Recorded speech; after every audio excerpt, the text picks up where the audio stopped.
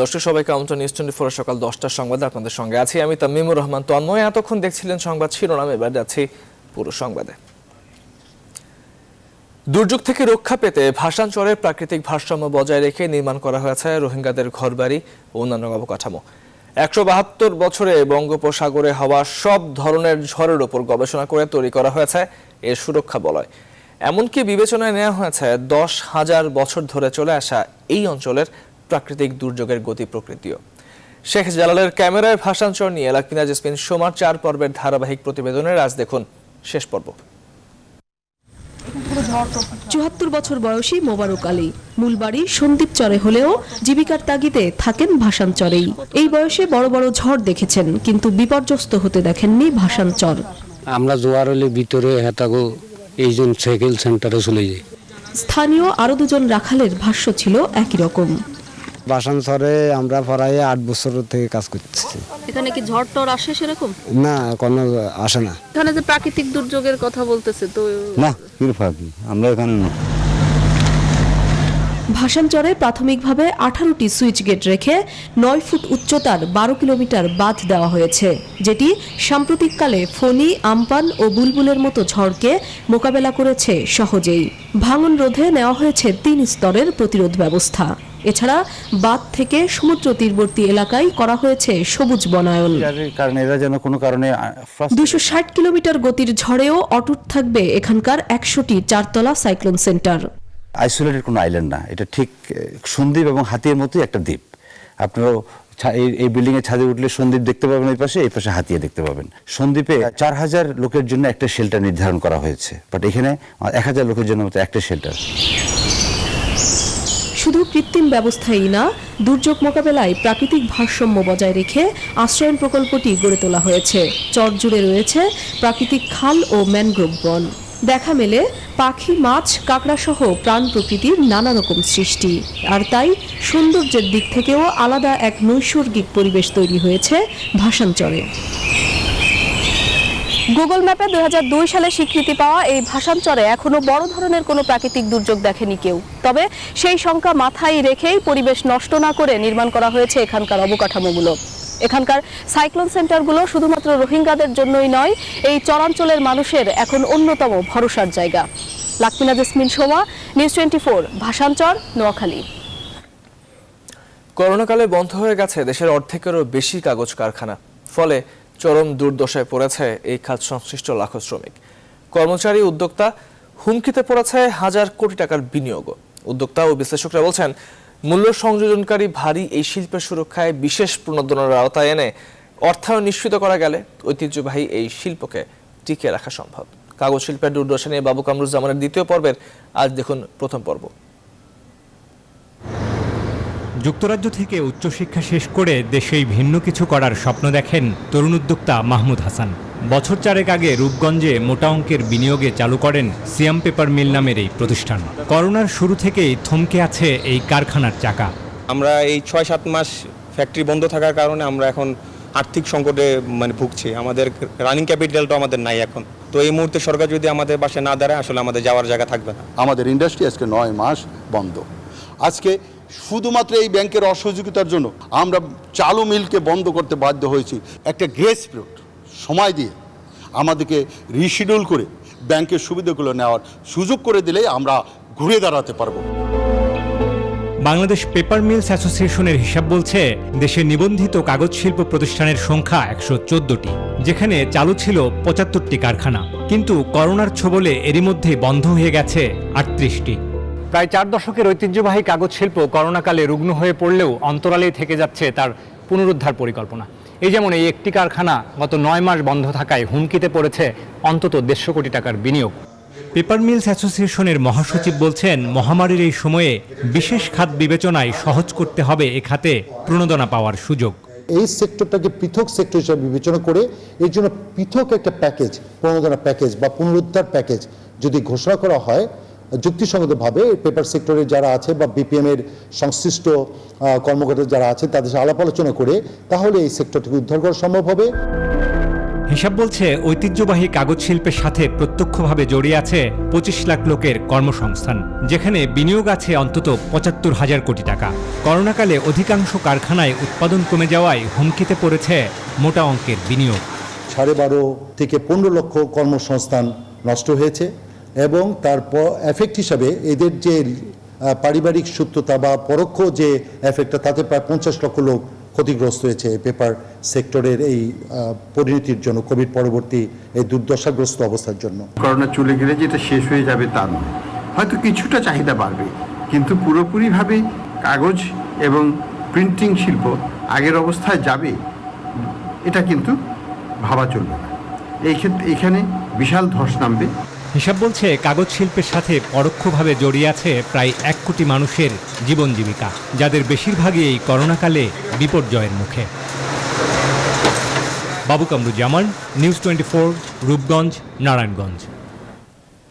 রাজধানীর Tejgaon apex Hossain tower কারখানায় লাগা আগুন প্রায় 2 ঘন্টার চেষ্টা নিয়ন্ত্রণে এনেছে ফায়ার সার্ভিস। বুধবার রাত 3টায় কারখানায় আগুন লাগে, তবে এতে হতাহতের কোনো ঘটনা ঘটেনি। আগুনে কারখানার বেশিরভাগ পুড়ে যায়। নেভাতে কাজ করে ফায়ার সার্ভিসের 12টি ইউনিট। বাহিনীর উপপরিচালক দেবাশিস বর্ধন জানান, ভোর 5টায় আগুন নিয়ন্ত্রণে আসে। কারখানায় টায়ার তৈরির কাঁচামাল ও বিপুল টায়ার ছিল, তবে আগুনের সূত্রপাত এবং ক্ষয়ক্ষতির হিসেবে এখনও চূড়ান্ত করেনি ফায়ার সার্ভিস। এই কারখানায় অগ্নি নির্বাপন ব্যবস্থা ভালো ছিল না বলেও জানান ফায়ার সার্ভিস কর্মকর্তারা। এটা হচ্ছে টায়ার ফ্যাক্টরি, আর তার পাশে হচ্ছে ফোম ফ্যাক্টরি। ফোম ফ্যাক্টরির পাশে হচ্ছে মাল্টি ব্র্যান্ড, এটা হচ্ছে আপনার গাড়ির ওয়ার্কশপ। এটা না 2:30 দিয়ে ধাপ করে ফুটে উঠছে। অগ্নি নির্বাপন ব্যবস্থা খুবই অপ্রতুল ছিল। আর যে জিনিসটা হলো যে অনেক ড্রামের অস্তিত্ব পাওয়া যাচ্ছে, অনেক মানে র মেটেরিয়ালস, যেটা টায়ারের র মেটেরিয়ালস। 11 দফা দাবিতে চলছে নৌযান শ্রমিকদের অনির্দিষ্টকালের জন্য ধর্মঘট।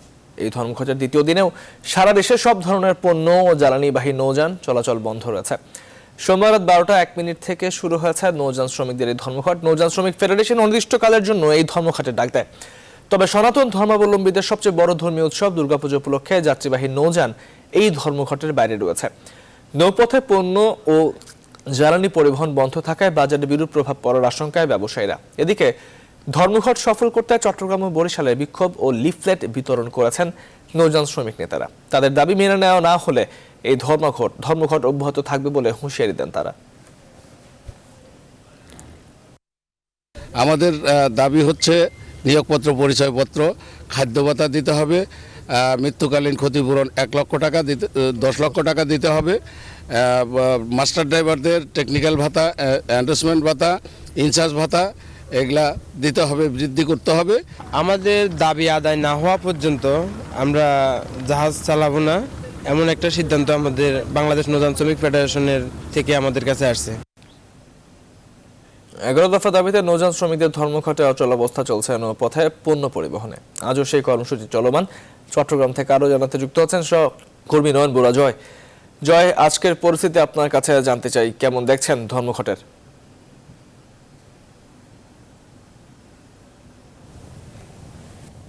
ধন্যবাদ তন্ময়। এর আগের ঘন্টায়ও কিন্তু আমরা দেখানোর চেষ্টা করেছি। আপনি অবশ্যই দেখতে পাচ্ছেন আমার পেছনের দিকে যে জাহাজগুলো কিন্তু দেখতে পাচ্ছেন, লাইটারের জাহাজ। সব জাহাজে কিন্তু আসলে পণ্য রয়েছে। কোনো কোনো জাহাজে আমাদের তথ্য যেটা এসেছে সে তথ্য মতে কোনো কোনো জাহাজে আমরা জেনেছি যে কাঁচামালও রয়েছে। তো গতকাল থেকে যে ধর্মঘট যাচ্ছে কিন্তু আসলে যে সেই ধর্মঘটের কারণে কিন্তু আসলে জাহাজ থেকে যে পণ্য উঠানামার কথা রয়েছে, খালাস করার কথা রয়েছে, একেবারে কিন্তু আসলে বন্ধ রয়েছে। চট্টগ্রামের 12টি থেকে 16টি ঘাট রয়েছে, যে ঘাট দিয়ে সকাল থেকে একদম সন্ধ্যা পর্যন্ত কিন্তু আসলে পণ্য খালাস হয়।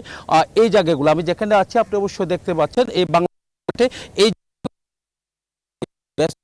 দিন কাটায় কিন্তু আসলে শ্রমিকরা। কিন্তু দেখা যাচ্ছে এখন অলস সময় কাটাচ্ছেন শ্রমিকরা। তারা বলছে তাদের যে দাবি রয়েছে সেই দাবি যতদিন পর্যন্ত মানা হবে না, বলতে আসলে যে 11 দফা দাবি যতক্ষণ পর্যন্ত মানা হবে না ততক্ষণ পর্যন্ত তারা কিন্তু আসলে আন্দোলন চালিয়ে যাবে বলে আমাদেরকে জানিয়েছেন।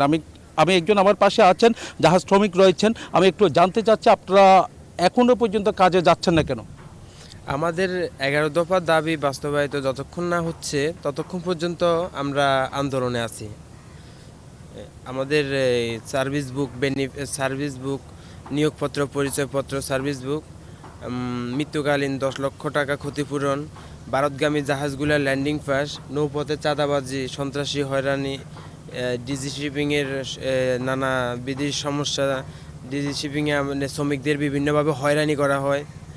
এই নিয়ে আমাদের 11 দফা দাবি। তো এই দাবিগুলো অনেক আগেই মীমাংসিত দাবি, কিন্তু মালিকরা তা দিচ্ছে না। তার ভিতরে 7-8টা দাবি আবার সরকারের কাছেও আছে, যেমন বয়া, বাতি, মার্কার, এগুলা সরকারের কাছে, এগুলা নদী ড্রেজিং, খনন করা, এগুলো সরকারের দাবি। তো সব মিলিয়ে শ্রমিকদেরকে বিভিন্নভাবে হয়রানি করা হচ্ছে, শ্রমিকদের ন্যায্য পাওনা দিচ্ছে না মালিকরা এবং সরকার, যার কারণে আমি একটা প্রশ্ন করতে চাই। নিয়োগপত্র তো অনেক জাহাজে কিন্তু যারা শ্রমিক কাজ করে তাদের আছে, আমরা জানতে পেরেছি। তাহলে আপনাদের যে 11 দফা দাবি, সেই জায়গায় কিন্তু এটা কেন? আমরা চাইতেছি যে সকল নাবিক একসাথে নিয়োগপত্র পাবে, একসাথে পরিচয়পত্র পাবে, একসাথে সার্ভিস বুক পাবে। সে কারণেই কোনো কোম্পানি দিচ্ছে, কোনো কোম্পানি দিচ্ছে না, এমনটা হবে না। সবগুলো একসাথে দিতে হবে, সবাই একসাথে খাদ্য ভাতা দিতে হবে, সবাই একসাথে নিয়োগপত্র দিতে হবে, সবাই একসাথে পরিচয়পত্র দিতে হবে, সব মিলে এই আর কি। ধন্যবাদ আপনাকে তন্ময়। আপনি অবশ্যই বুঝতে পারছেন, জাহাজে যারা শ্রমিক আছেন তারা বলছেন সর্বনিম্ন তাদের কিন্তু মজুরি এখন 9,000-এর কিছুটা বেশি। তার কারণে এর মধ্যে কিন্তু খোরাকি ভাতাও কিন্তু প্রায় 3,000-এর উপরে কিন্তু তাদের যাচ্ছে। তার কারণে তারা কিন্তু আসলে আন্দোলনে গেছে বলে তারা আমাদেরকে জানিয়েছেন। কিন্তু যে মাদার ভেসেল বলতে আসলে যে বহির্নোঙরে, আপনি অবশ্যই দেখতে পাচ্ছেন, একটু দেখাতে যাচ্ছি, বহির্নোঙরে অনেক মাদার ভেসেল বলতে আসলে 37টি মাদার ভেসেল বিদেশ থেকে যেগুলো এসেছে, সেখানেও কিন্তু আসলে একেবারে কিন্তু আসলে পণ্য খালাস বন্ধ রয়েছে। তার কারণে কিন্তু আমরা যে বন্দর ব্যবহারকারী আছেন, বন্দর ব্যবসায়ী যারা আছেন, তারা বলছেন এইভাবে যদি কিন্তু আসলে যে ধর্মঘট লাগাতার হয়, তাহলে কিন্তু আসলে যে কন্টেনার জট, এমনকি জাহাজ জটের তারা আশঙ্কা করছেন। তাই দ্রুত সময়ের মধ্যে কিন্তু আসলে এই সমস্যার সমাধান করা জরুরি বলে মনে করছে চট্টগ্রাম চেম্বার সহ বিভিন্ন ব্যবসায়ী সংগঠনের যারা নেতারা আছেন, তারা কিন্তু দাবি জানিয়েছেন। তো এ ছিল আমার এখানকার সর্বশেষ। ফিরে যাচ্ছি স্টুডিওতে তন্ময়ের কাছে। নয়ন বরাজ, আপনাকে ধন্যবাদ চট্টগ্রাম থেকে আমাদের সঙ্গে যুক্ত হওয়ার জন্য। এদিকে এই নৌযান শ্রমিকদের দাবির সাথে একাত্মতা প্রকাশ করে প্রত্যেক শ্রমিককে খোরাকি ভাতা বাবদ মাসে 2,000 টাকা করে দেওয়ার প্রতিশ্রুতি দিয়েছে বসুন্ধরা গ্রুপ, আবুল খায়ের ও সিটি গ্রুপ। নিউজ 24-কে কথা জানিয়েছেন বিআরডব্লিউটিআর চেয়ারম্যান। সংবাদের রিপোর্ট জানিয়েছি একটি বিরতি, সঙ্গেই থাকুন।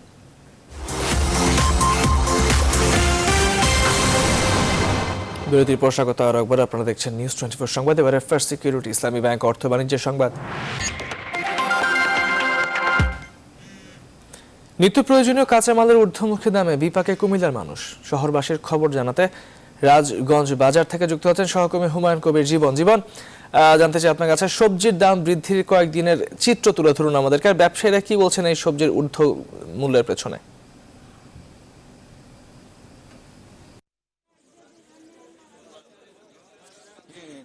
আপনাকে ধন্যবাদ। আমি আছি কুমিল্লা মহানগরীর রাজগঞ্জ বাজারে এসেছি। আসলে নিত্য প্রয়োজনীয় জিনিসের সব কিছুর দামই অনেকটা বৃদ্ধি পেয়েছে। আমি এসে যেটি দেখেছি যে কাঁচা বাজারে সব কিছুর দাম আগের তুলনায় অনেক বৃদ্ধি পেয়েছে। আমি যেটি জানতে পেরেছি, গতকালকে কাঁচামরিচের কেজি ছিল 180 টাকা, বর্তমানে কুমিল্লায় বাজারগুলিতে 240 টাকা এবং 50 টাকা কেজি বিক্রি হচ্ছে। এবং আলুর দামও বৃদ্ধি পেয়েছে এবং মশলার বাজারে যে মুদিমাল রয়েছে সেগুলিও অনেকটি আগের তুলনায় দাম বৃদ্ধি পেয়েছে। আমরা দুই একজন ক্রেতার সাথে একটু কথা বলতে চাচ্ছি, আপনার কাছ থেকে জানতে চাচ্ছি, আসলে আপনি তো বাজার করতে এসেছেন, বাজারের দাম কেমন দেখছেন?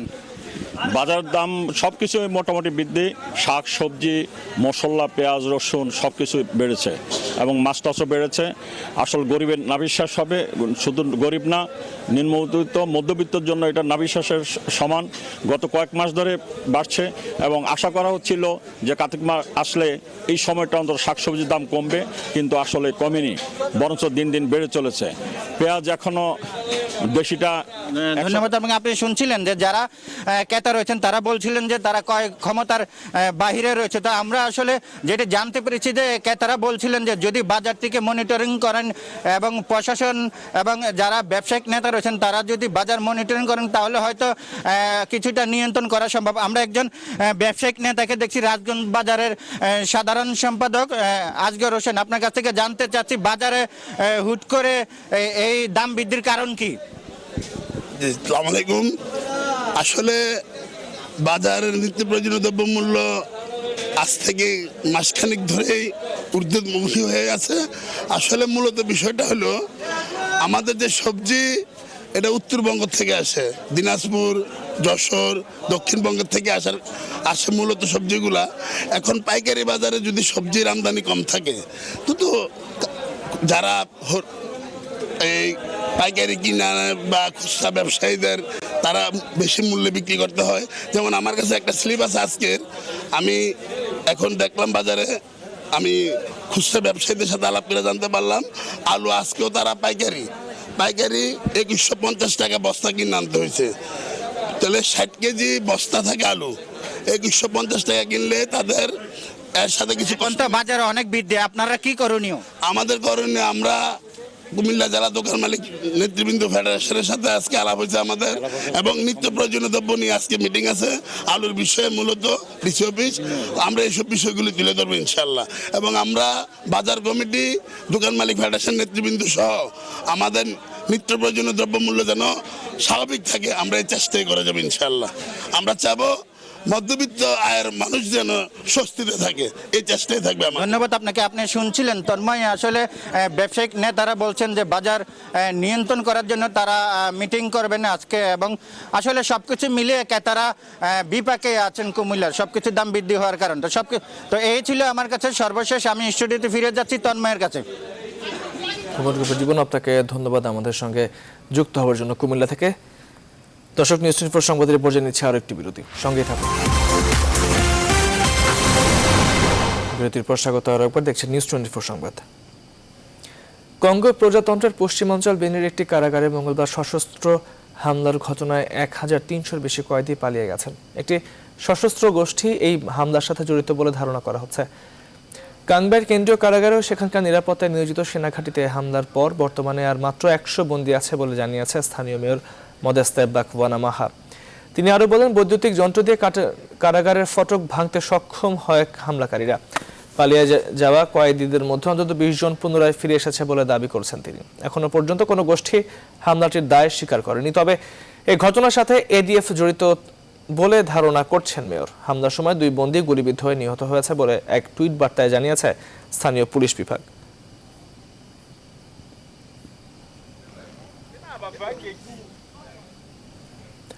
করোনার প্রাদুর্ভাবে গেল 24 ঘন্টায় বিশ্বজুড়ে আরও 3,80,966 জন আক্রান্ত হয়েছে। একদিনের প্রাণহানি হয়েছে 6,128 জনের। এই নিয়ে বিশ্বে মোট সংক্রমণের সংখ্যা ছাড়িয়ে গেল 4,10,22,000-এ। আর মোট প্রাণহানি ছড়ালো 11,28,000। দৈনিক সর্বোচ্চ সংক্রমণ ও মৃত্যুতে আবারও ভারতকে ছাড়িয়ে গেছে যুক্তরাষ্ট্র। একদিনে নতুন করে 60,787 জন আক্রান্ত ও 9 শতাধিক মৃত্যু হয়েছে দেশটিতে। 25 ঘন্টায় ভারতে 54,422 জন আক্রান্ত ও 714 জনের মৃত্যু হয়েছে। উৎসবের দিনগুলোতে সর্বোচ্চ সতর্কতা গ্রহণের আহ্বান জানিয়েছেন দেশটির প্রধানমন্ত্রী নরেন্দ্র মোদী।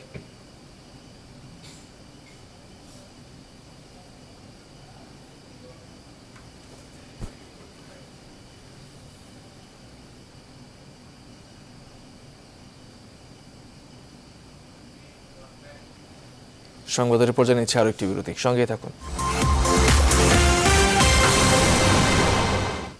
বিরতির পর স্বাগত আরো একবার, আপনারা দেখছেন নিউজ 24 সংবাদ। এবারে নিউজ 24 স্পোর্টস।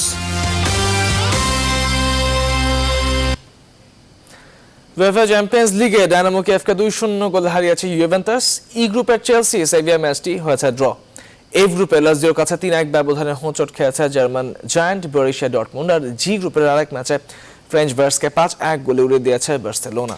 অন্যদিকে ম্যানিউর কাছে 2-1 গোলে হেরে হোঁচট খেয়েছে পিএসজি। সবগুলো ম্যাচের বিস্তারিত ম্যাচ রিপোর্টে।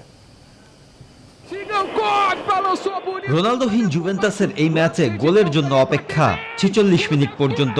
কিয়েভের রক্ষণ ভাঙেন মোরাতা, বিরতি থেকে ফিরে রক্ষণের ধার বাড়ায় স্বাগতিকরা, কিন্তু শেষ রক্ষা হয়নি মোরাতার জোড়া আঘাত ম্যাচের 84 মিনিটে। বড় ধাক্কাটা খেয়েছে বরুশিয়া ডর্টমুন্ড। ম্যাচের 6ষ্ঠ মিনিটে লাৎসিওর স্ট্রাইকার ইমোবিলের গোলে লিড স্বাগতিকদের। 23 মিনিটে আত্মঘাতী গোলে ব্যবধান হয় দ্বিগুণ। বিরতি থেকে ফিরে 71 মিনিটে ব্যবধান কমান ডর্টমুন্ডের ইর্লিং ব্রেট। তবে 76 মিনিটে লাৎসিওর ফরাসি মিডফিল্ডার একপ্রোর গোলে হারের ঘণ্টা বাজে বরুশিয়া ডর্টমুন্ডের। জি গ্রুপের বড় জয়টা বার্সার। স্প্যানিশ জায়ান্টরা এই ম্যাচে প্রতিপক্ষের জালে জড়িয়েছে গুনে গুনে 5টি গোল। প্রথমার্ধে পেনাল্টি থেকে গোল করে মেসির শুরু। 42 মিনিটে ফাতির গোলে 2-0 লিড নিয়ে বিরতিতে যায় কাতালানরা। 52 মিনিটে কোতিনহোর গোলে ব্যবধান 3-0। 70 মিনিটে পেনাল্টি থেকে একটি গোল শোধ হলেও 82 মিনিটে পেদ্রো ও 89 মিনিটে ডেম্বেলের গোলে 5-0 ব্যবধানের জয় নিয়ে মাঠ ছাড়ে বার্সেলোনা। অন্যদিকে এইচ গ্রুপে বড় হোঁচট খেয়েছে পিএসজি। 23 মিনিটে পেনাল্টি থেকে ব্রুনোর গোলে লিড নেয় ম্যান ইউ। 55 মিনিটে আত্মঘাতী গোলে সমতায় পিএসজি। তবে 87 মিনিটে রাশফোর্ড গোল করে চ্যাম্পিয়ন্স লিগ রানার আপদের জয়ের স্বপ্ন ভঙ্গ করেন। এদিকে ই গ্রুপে চেলসি ও সেভিয়ার ম্যাচটি হয়েছে গোলশূন্য ড্র। মাহফুজুল ইসলাম, নিউজ 24। এদিকে বিসিবি প্রেসিডেন্টস কাপে আজ নাজমুল একাদশের বিপক্ষে লড়বে তামিম একাদশ। মিরপুর শেরেবাংলা স্টেডিয়ামে ম্যাচটি শুরু হবে দুপুর 1টায়। ফাইনালে নাম লিখাতে এই ম্যাচে জয়ের বিকল্প নেই তামিম একাদশের। তাদের জয় ছিটকে যেতে পারে মাহমুদুল্লাহ রিয়াদের দল। বিস্তারিত রিপোর্টে। আর একটা ম্যাচের উপর নির্ভর করছে বিসিবি প্রেসিডেন্টস কাপের ফাইনালের সমীকরণ, যেখানে নাজমুল একাদশের মুখোমুখি তামিম একাদশ। 3 ম্যাচে 2টিতে জয়, টেবিলের সবার উপরে নাজমুল হোসেন শান্তর দল। সমান 2টি করে হার জিত, 1 ম্যাচ বেশি খেলা মাহমুদুল্লাহরা আছে 2 নম্বরে। এদিকে 2 হারে তলানিতে তামিম বিজয়রা। লীগ পর্বের শেষ ম্যাচটায় ওরা জিতলে 3 দলের পয়েন্ট হবে সমান 4। সেক্ষেত্রে হিসেব হবে রান রেটের, যেখানে ফাইনালের স্বপ্ন ফিকে হতে পারে মাহমুদুল্লাহদের। হোম অফ ক্রিকেটে অনুশীলনে নিজেদের ঝালিয়ে নিয়েছে নাজমুল একাদশ। এই দলটা আছে দারুণ ছন্দে। 156 রান নিয়ে এখন পর্যন্ত top scorer Mushfiqur Rahim. Bat হাতে লাগাম টেনে ধরতে জানে বাকিরাও। জাতীয় দলের ক্রিকেটারদের মিশেলে ধারাবাহিকতা ধরে রাখতে প্রত্যয়ী ইরফান শুক্কুর। এই টুর্নামেন্টটা আমার জন্য অনেক ইম্পর্টেন্ট ছিল। আমি আউট অফ ট্র্যাক ছিলাম for the 2 years, but previously HP ক্যাম্পে ছিলাম 3 ইয়ার্সের জন্য। বেসিক্যালি চাচ্ছি হচ্ছে টিমের জন্য, টিমের যা দরকার ওই অনুযায়ী খেলার জন্য। 56-24-48 3 ম্যাচে তার উপরে 2 ইনিংসে অপরাজিত ইরফান শুক্কুর খাদের কিনারা থেকে নাজমুল একাদশকে বাঁচিয়েছেন। বলছেন মুশফিকের কাছ থেকে পাওয়া টোটকা বেশ কাজে দিয়েছে 22 গজে। মুশফিক ভাইয়ের কিছু কথা যেগুলো মানে উনি বলছে যে ক্যারেক্টারটা শো করতে সবসময় আমি ওই অ্যাপ্রোচটাই চেষ্টা করছি মুশফিক ভাইয়ের কথাগুলোই শুনতে। এদিকে নামের সুবিচার করতে ব্যর্থ তামিম শিবিরের অনেকে। টপ অর্ডারে অধিনায়ক তামিম ইকবাল, তানজিদ কিংবা এনামুল বিজয় হারিয়ে খুঁজছেন নিজেদের। মিঠুন, সাইফুদ্দিন, মোসাদ্দেক, তাইজুল, মোস্তাফিজ জাতীয় দলের পরীক্ষিত তারকাদের জ্বলে ওঠার বিকল্প নেই এই ম্যাচে।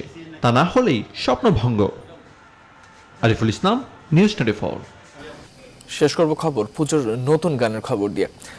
দুর্গাপুজো উপলক্ষে প্রথমবারের মতো লন্ডন প্রবাসী কণ্ঠশিল্পী রুবায়াত জাহান গেয়েছেন পূজার নতুন গান। এসেছে দুর্গা মা নামে। গানটি লিখেছেন শিল্পী নিজেই, সুর এবং সঙ্গীত আয়োজন করেছেন সঙ্গীত পরিচালক রাজা কাশেফ। গানটির ভিডিও নির্মাণ করেছেন সৌমিত্র খসিমন। অন্তরা বিশ্বাস জানাচ্ছেন বিস্তারিত।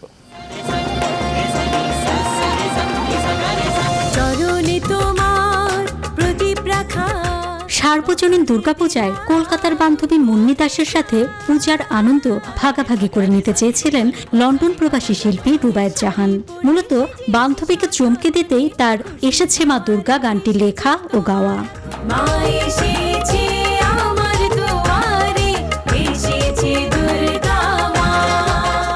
ঈদ পুজো দুটোতেই আনন্দ করেন শিল্পী রুবায়াত জাহান। নিজে মুসলিম, কিন্তু ছোটবেলা থেকেই বড় হয়েছেন হিন্দু মুসলিম কাঁধে কাঁধ মিলিয়ে। প্রতিটি ধর্মকে সম্মান করেন বলে জানান তিনি। অসাম্প্রদায়িক চেতনাকে সবার মাঝে ছড়িয়ে দিতেই তার এই বিশেষ প্রচেষ্টা। শিল্পীর সঙ্গে গানটিতে মডেল হয়েছেন কাজী নওশাবা আহমেদ, অমিত সিনহা, মোজাম্মেল হোসেন। ধ্রুব মিউজিক স্টেশনের ব্যানারে করা হয়েছে গানটি। এসেছে দুর্গা মা। রুবায়েত জাহান জানান তার ওস্তাদ পণ্ডিত মিহির কান্তিলাল তার গান শুনে বেশ খুশি হয়েছেন। বাজাও কাসর বাজাও পুজোর আনন্দে। অন্তরা বিশ্বাস, নিউজ 24, ঢাকা। দর্শক, শেষ করছে এখনকার নিউজ 24 সংবাদ সঙ্গে থাকবার জন্য এতক্ষণ ধন্যবাদ সবাইকে।